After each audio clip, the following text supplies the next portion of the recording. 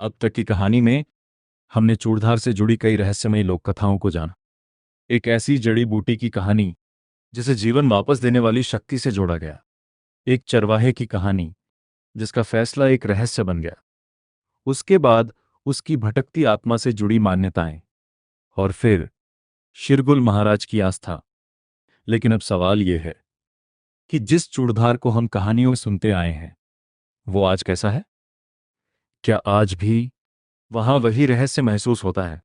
और आखिर लोग इतनी कठिन यात्रा करके इस ऊंची चोटी तक क्यों पहुंचते हैं?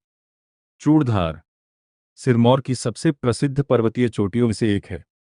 इसकी ऊंचाई समुद्र तल से लगभग 11,000 फीट से भी ज्यादा है। दूर से देखने पर यह पहाड़ बेहद शांत दिखाई देता है, लेकिन इसकी चढ़ाई इतनी आसान नहीं है। यात्रा शुरू होती है नीचे के गांवों और जंगलों से। शुरुआत में रास्ते के आसपास घने पेड़ दिखाई देते हैं, देवदार, बान और दूसरे पहाड़ी पेड़ रास्ते को चारों तरफ से घेर लेते हैं।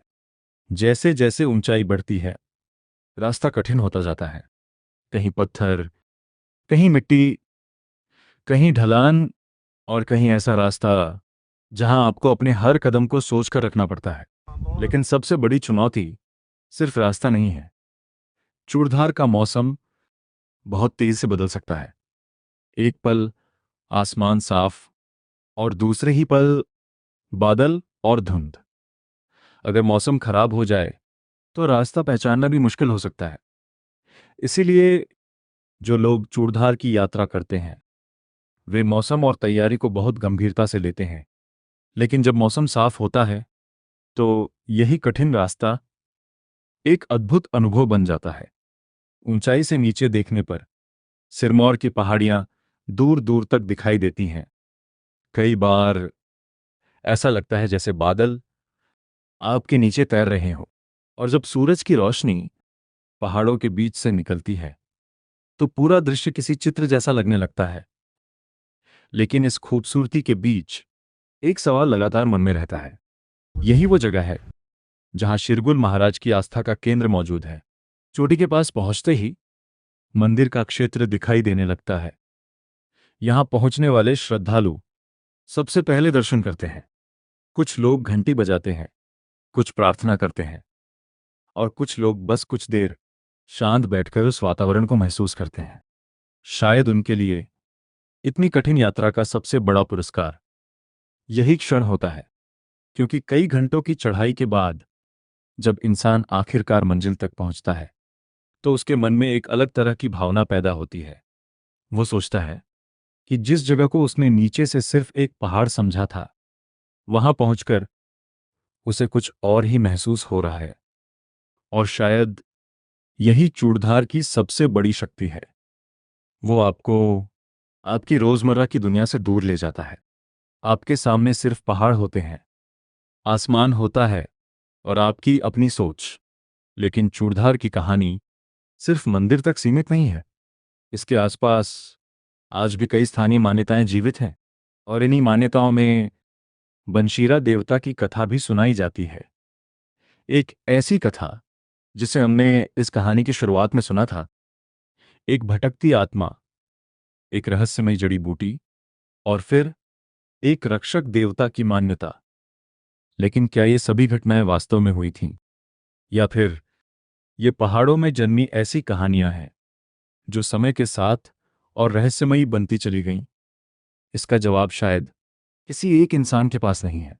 लेकिन एक बात जरूर है, चूड़धार आज भी इन कहानियों को अपने भीतर समेटे हुए है। और शायद यही वजह है कि इसकी यात्रा सिर्फ एक ट्रेक नहीं, बल्कि एक कहानी बन जाती है। लेकिन चूड़धार की कहानी सिर्फ उन लोक कथाओं तक सीमित नहीं है जिन्हें हमने अब तक सुना। इस पहाड़ की असली खूबसूरती तो समझ आती है जब हम इसकी प्रकृति और यहाँ की आस्था को एक साथ देखते हैं। चूड़धार की ऊंचाई पर मौसम का अपना ही स्वभाव है।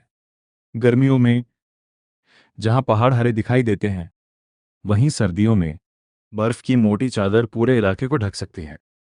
कई बार मंदिर और आसपास का क्षेत्र भी बर्फ से पूरी तरह ढक जाता है। ऐसे समय में यहाँ रहना और यात्रा करना बेहद कठिन हो जाता है। फिर भी चूड़धार से लोगों की आस्था कम नहीं होती, बल्कि कई श्रद्धालुओं के लिए यही कठिन परिस्थितियां इस जगह को और भी पवित्र बना देती हैं, क्योंकि उनके लिए मंजिल तक पहुंचना आसान होना जरूरी नहीं, कभी कभी मुश्किल रास्ता ही आस्था की परीक्षा बन जाता है। और यही बात चूड़धार की यात्रा को बाकी यात्राओं से अलग बनाती है। यहां पहुंचने वाला हर व्यक्ति अपने साथ एक अलग कहानी लेकर आता है। कोई प्रकृति देखने आता है, कोई मंदिर के दर्शन के लिए, कोई ट्रेकिंग के रोमांच के लिए, और कोई सिर्फ इसलिए क्योंकि उसके परिवार में पीढ़ियों से चूड़धार जाने की परंपरा चली आ रही है। यही परंपरा किसी भी स्थान को सिर्फ एक पर्यटन स्थल नहीं रहने देती, वो जगह लोगों की यादों का हिस्सा बन जाती है। और चूड़धार के साथ भी कुछ ऐसा ही हुआ है। यहाँ की लोक कथाएं एक पीढ़ी से दूसरी पीढ़ी तक पहुंचती रहीं। कभी किसी बुजुर्ग ने बच्चों को जंगल में जड़ी बूटियों की कहानी सुनाई, कभी किसी ने शिरगुल महाराज की महिमा बताई, और कभी चूड़धार के जंगलों में दिखाई देने वाली किसी रहस्यमयी घटना को देव शक्ति से जोड़ दिया गया। समय बदलता गया, लोगों की जिंदगी बदलती गई, सड़कें बनी, मोबाइल और इंटरनेट आए, लेकिन कहानियां फिर भी खत्म नहीं हुई, क्योंकि लोककथा की ताकत उसके सच या झूठ में ही नहीं होती। उसकी ताकत इस बात में होती है कि लोग उसे कितने समय तक याद रखते हैं। और चूड़धार की कहानियां आज भी लोगों के बीच जीवित हैं। लेकिन यहां हमें एक बात साफ समझनी चाहिए, जब हम बंशीरा देवता, जड़ी बूटी या किसी भटकती आत्मा की कहानी सुनते हैं, तो इन्हें स्थानीय लोकमान्यता के रूप में देखना चाहिए।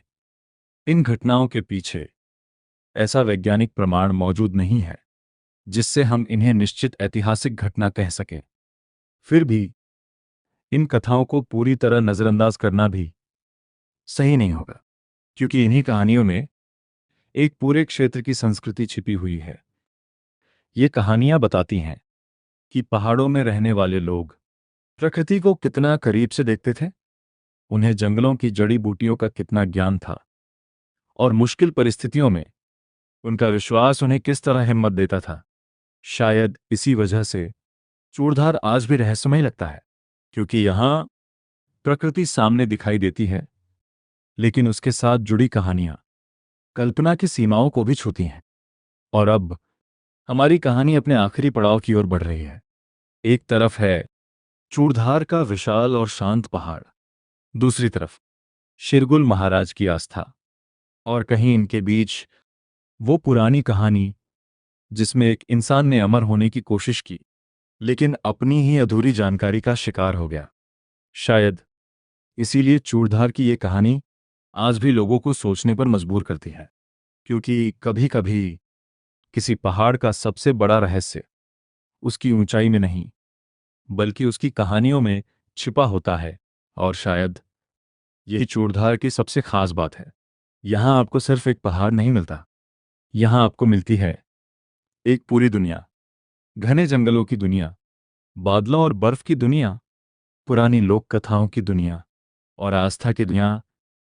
एक तरफ हमने उस रहस्यमयी जड़ी बूटी की कहानी सुनी जिसे जीवन वापस देने वाली शक्ति से जोड़ा गया, एक ऐसा इंसान जिसने मौत को चुनौती देने की कोशिश की, और फिर एक ऐसी गलती जिसने उसकी पूरी कहानी बदल दी।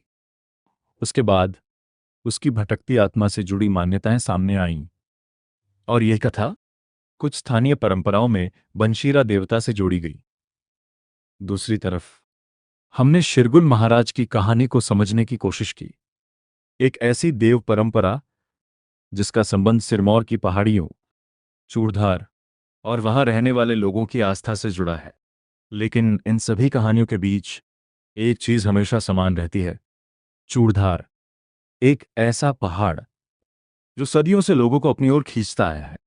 किसी के लिए ये एक धार्मिक स्थान है, किसी के लिए एक कठिन ट्रेक, किसी के लिए प्रकृति की अद्भुत खूबसूरती, और किसी के लिए एक ऐसी जगह जहां पहुंचकर उसे अपने भीतर कुछ बदलता हुआ महसूस होता है। शायद इसीलिए हर व्यक्ति चूड़धार से अपनी अलग कहानी लेकर लौटता है। कोई वहां की बर्फ याद रखता है, कोई बादलों के ऊपर से दिखाई देने वाला ज़ारा, कोई मंदिर की घंटियों की आवाज, और कोई उस पहाड़ की खामोशी। लेकिन अगर हम इन पुरानी कथाओं को ध्यान से सुने तो इनके अंदर एक और संदेश छिपा हुआ दिखाई देता है। इंसान हमेशा से प्रकृति के रहस्यों को समझना चाहता रहा है। वो जड़ी बूटियों में इलाज खोजता रहा, पहाड़ों में देवताओं को देखता रहा, और उन चीजों के लिए कहानियां बनाता रहा जिन्हें वो पूरी तरह समझ नहीं पाता था। चूड़धार की लोक कथाएं भी शायद इसी मानवीय जिज्ञासा का हिस्सा हैं। इनमें कितना सच है, कितना विश्वास, और कितना समय के साथ जुड़ा हुआ कल्पना का हिस्सा, ये कहना आसान नहीं है। लेकिन एक बात निश्चित है, इन कहानियों ने चूड़धार को सिर्फ एक भौगोलिक स्थान नहीं रहने दिया, उन्होंने इसे सिरमौर की संस्कृति का हिस्सा बना दिया। आज जब कोई यात्री चूड़धार की ओर कदम बढ़ाता है तो वो सिर्फ एक पहाड़ पर चढ़ने नहीं जा रहा होता, वो उन रास्तों पर चल रहा होता है जिन पर न जाने कितनी पीढ़ियां चल चुकी हैं। वो उन्हीं जंगलों के बीच से गुजरता है जिनके बारे में कभी बुजुर्गों ने कहानियां सुनाई थीं। और जब आखिरकार वो चोटी पर पहुंचता है तो शायद कुछ देर के लिए उसके पास कहने के लिए कुछ नहीं होता। सामने सिर्फ पहाड़ होते हैं, आसमान होता है, ठंडी हवा होती है, और एक गहरी खामोशी। शायद उसी खामोशी में चूड़धार की असली कहानी छिपी है। एक ऐसी कहानी जिसका कोई एक अंत नहीं है, क्योंकि जब तक लोग इन पहाड़ों पर जाएंगे, जब तक बुजुर्ग नई पीढ़ी को पुरानी कथाएं सुनाएंगे, और जब तक चूड़धार की चोटियां बादलों के बीच खड़ी रहेंगी, तब तक इन कहानियों का सफर भी चलता रहेगा। और शायद अगली बार जब आप चूड़धार का नाम सुने तो आपको सिर्फ एक ऊंचा पहाड़ दिखाई न दे, शायद आपको दिखाई दे एक चरवाहा, एक रहस्यमयी जड़ी बूटी, बंशीरा की लोक कथा, शिरगुल महाराज की आस्था, और उन हजारों लोगों की श्रद्धा जो आज भी इस पर्वत की ओर देखते हैं। क्योंकि कुछ जगहें सिर्फ देखी नहीं जाती, उन्हें महसूस किया जाता है, और चूड़धार शायद उन्हीं जगहों में से एक है। जय शिरगुल महाराज, जय चूड़धार। तो अब सवाल आपसे है, आपको क्या लगता है, चूड़धार से जुड़ी ये कहानियाँ सिर्फ पुरानी लोक कथाएं हैं या फिर इनके पीछे कोई ऐसा रहस्य है जिसे हम आज भी पूरी तरह समझ नहीं पाए हैं? क्या वो रहस्यमयी जड़ी बूटी सिर्फ एक कहानी थी या फिर कभी सच में ऐसी कोई औषधि मौजूद थी? अपनी राय हमें कमेंट में ज़रूर बताइए। अगर आपको हिमाचल प्रदेश की ऐसी ही अनसुनी कहानियाँ, पुरानी लोक कथाएँ, रहस्यमयी जगहें और देवी देवताओं से जुड़ी कथाएँ पसंद हैं तो वीडियो को लाइक ज़रूर करें, और ऐसी ही कहानियों के लिए हमारे चैनल को सब्सक्राइब करना बिल्कुल ना भूलें, क्योंकि अगली कहानी शायद हिमाचल की किसी ऐसी जगह की होगी जिसके बारे में आपने कभी सुना भी नहीं होगा। तब तक के लिए अपना ख्याल रखिए। जय शिरगुल महाराज, जय देवभूमि हिमाचल। और याद रखिए, कुछ कहानियाँ सिर्फ सुनी नहीं जाती, महसूस की जाती हैं। वीडियोस बनाने हैं, फिल्मोरा है ना।